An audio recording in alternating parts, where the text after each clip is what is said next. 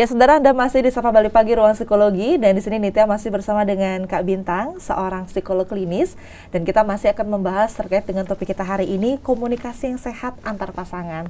Dan kita nggak terasa ya, Kak Bintang, kita udah di segmen terakhir. Dari tadi kita sudah membahas banyak sekali tentang pentingnya komunikasi antar pasangan ya. Mulai dari tadi sudah disebutkan gimana sih caranya kita menjalin komunikasi yang efektif. Tadi juga sudah disebutkan sebenarnya tujuan komunikasi antar pasangan itu beragam ya. Ada yang memang untuk komunikasi, kemudian motivasi, dan sekalian untuk menyalurkan emosi begitu ya Kak ya. Dan tadi juga sempat dibilang kalau komunikasi yang sehat antar pasangan juga memberikan efek yang positif, produktivitas salah satunya gitu. Jadi ayo kita bangun komunikasi yang positif gitu ya dengan pasangan kita. Nah, mungkin tadi pemirsa di rumah sudah sempat sekalian mengkoreksi ya, kira-kira hubungan saya ini masuk ke kategori yang kurang efektif nggak sih komunikasinya gitu. Nah, mungkin boleh di-sharing Kak Bintang, tipsnya gimana kalau misalnya kita sudah merasa nih hubungan kita ada tendensi komunikasinya kurang sehat gitu. Apa yang bisa kita lakukan supaya tidak semakin runyam gitu kan komunikasinya? Gimana nih Kak dari psikolog? Iya, jadi kalau komunikasi itu kan seperti akar ya, akar dari segala macam hubungan kayak gitu, atau enggak bagaimana kita berhubungan dengan partner kita, pasangan kita gitu ya. Bagaimana caranya untuk meningkatkan ya tadi Nitya ya, meningkatkan. Kita harus mengetahui sebenarnya bentuk-bentuk komunikasi yang baik atau yang pas, yang tepat dalam suatu hubungan itu apa. Salah satunya adalah quality time itu penting. Quality time. Ya, quality time dengan pasangan itu penting. Memang sih kalau misalkan ketika kita menyalurkan komunikasi dengan via telepon, via misalnya WhatsApp, pesan itu oke.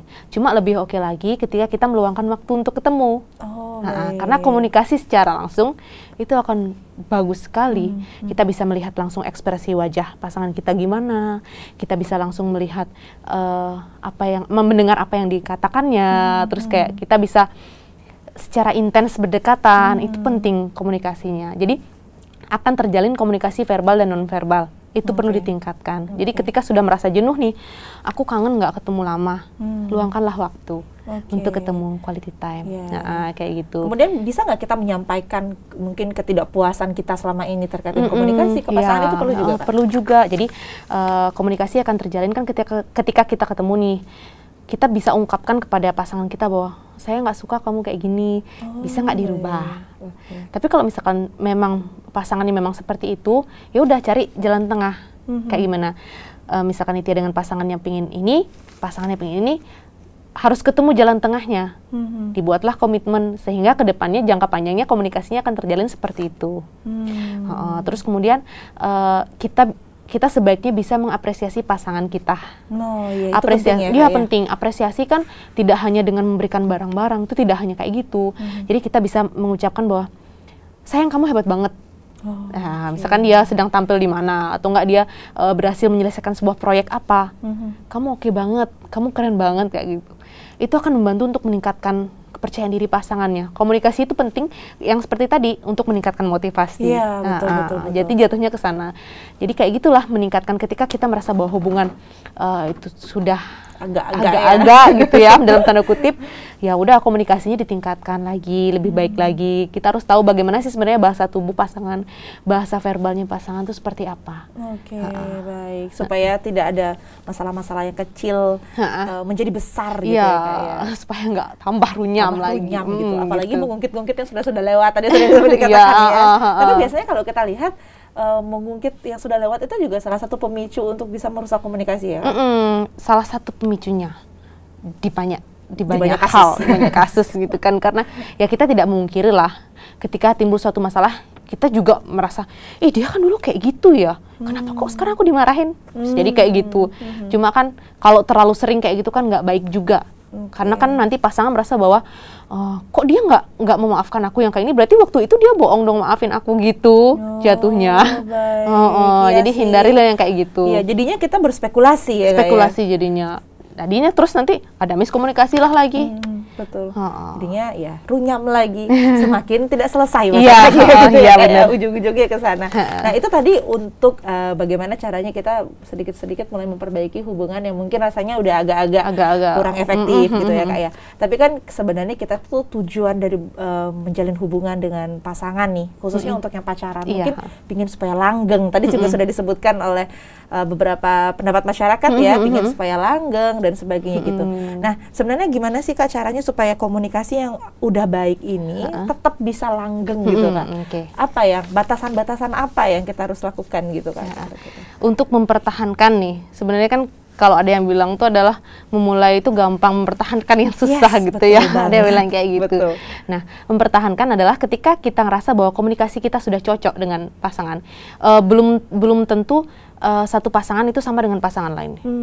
Jadi kita nggak bisa bandingin misalkan Nitya dengan pasangannya dibandingkan dengan saya dengan pasangan saya, komunikasinya bagaimana itu tidak bisa dibandingkan. Menurut Nitya, misalkan yang menghubungi atau komunikasinya setiap waktu lenggang itu komunikasi bagus. Misalkan menurut saya setiap 5 menit itu bagus gitu kan. Jadi komitmen di awal itu diteruskan saja. Komitmen di awal itu maksudnya dalam artian bahwa kesepakatan di awal dalam komunikasi itu bagaimana. Ketika itu sudah oke menurut kalian berdua, ya udah dilanjutkan aja.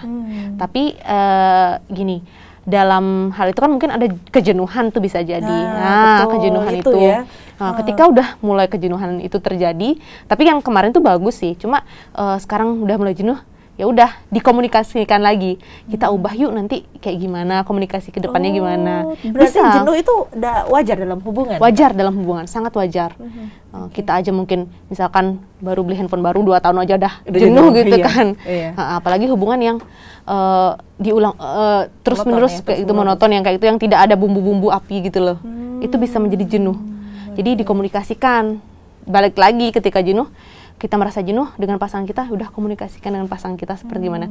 Oke-nya gimana sih? Baiknya gimana? Cari win-win solution bagaimana? Iya, gitu. Baik. Nah, kemudian kalau misalkan ini yang sering kita lihat itu adalah permasalahan cemburu gitu kayak kalau misalkan cemburu, jealous gitu. Jealousnya entah itu sama lingkungannya atau sama orang lain. Nah, dalam menyampaikan rasa cemburu ini apakah juga perlu dilakukan Kak? Gimana sih caranya Kak untuk bisa mengkomunikasikan cemburu-cemburu ini? Kayaknya ini yang paling ingin dibahas nih di rumah itu gimana Kak kalau soal itu? Oke, cemburu itu tidak melulu dengan orang lain gitu ya, bisa jadi dengan hobi pasangan kita.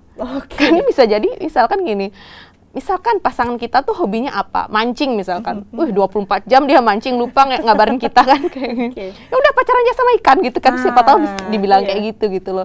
Kita perlu mengkomunikasikan dengan pasangan kita bahwa kamu bisa menjalankan aktivitas atau hobimu. Tapi sebaiknya sih katakan sama saya kayak gimana. Terus masa sih setiap hari 24 jam 7 hari kamu mancing? Saya kangen nih, ayo kita ketemu gitu. Yang cewek atau enggak yang misalkan pasangan nih juga jangan kode-kodean dan juga jangan gengsi bilang kangen.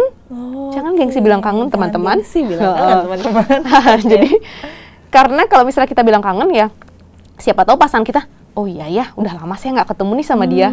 Kita ketemu aja, tinggalin hobinya dulu. Kayak gitu.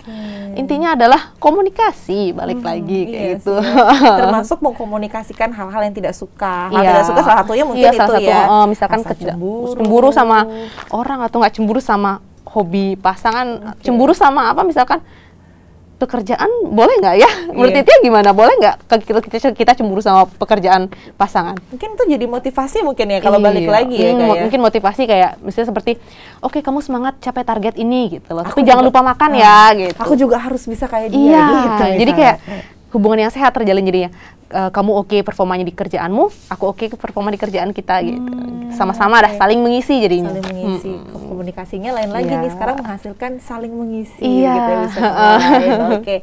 Jadi itu poin-poinnya sebenarnya di sana ya. Balik lagi sebenarnya komunikasi gitu. Benar. Nah, Kak, misalkan nih ya kalau kita kan tidak tahu apa yang terjadi di lapangan. Mungkin masyarakat merasa sudah menjalankan beberapa tips yang sudah Kak Bintang rasakan, tapi dia mungkin sudah burn out atau sudah tidak tahu jalan keluarnya seperti apa untuk hubungan itu.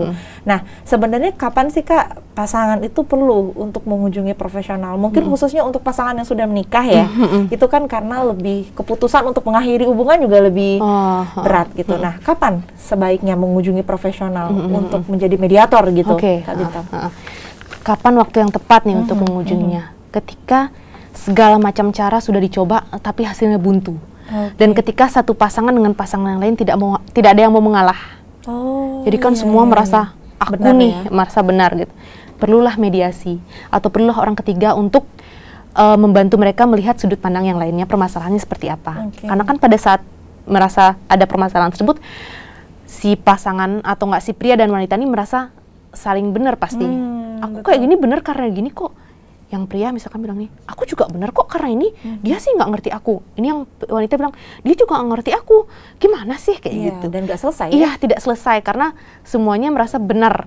Jadi perlulah orang ketiga mediasi, entah itu ke psikolog atau ke psikiater gitu. Nah, kalau misalkan dari HIMSI sendiri, Kak Bintang kan juga tergabung di HIMSI ya, Himpunan Psikologi Wilayah Bali. Itu ada nggak layanan untuk itu? Ada.